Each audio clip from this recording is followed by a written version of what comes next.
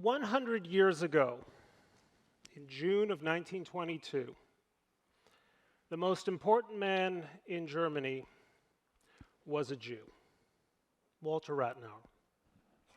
100 years ago in Germany, the winner of the Nobel Prize in Medicine, Otto Meyerhoff, was a Jew.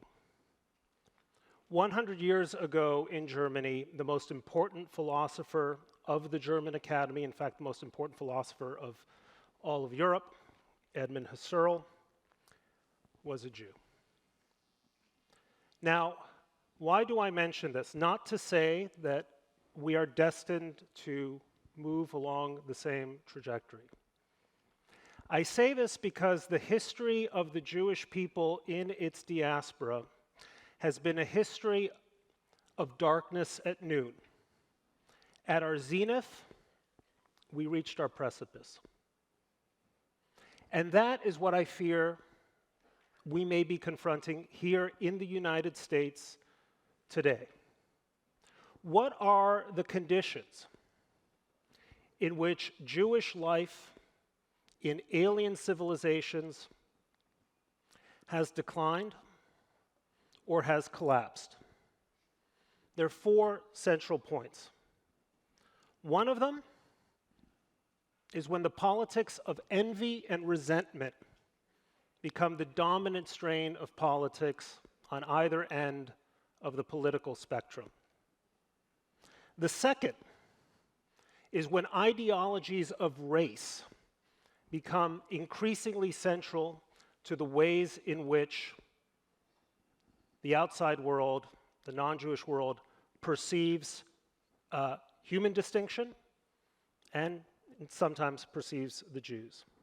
The third is when habits of independence of mind, skepticism, activism, irreverence, irony, questioning, second-guessing are treated as heresies, not as vital contributions to a progressive civilization.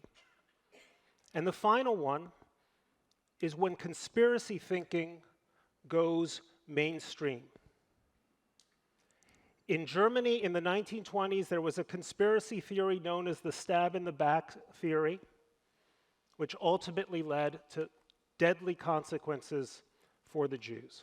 Today in America, we live in a land in which seemingly sane people think that 9/11 was an inside job, that Barack Obama was born in Kenya, that the election of 2020 was stolen from the incumbent president. When people will believe anything about anything, they will believe anything about the Jews. And that is what worries me today.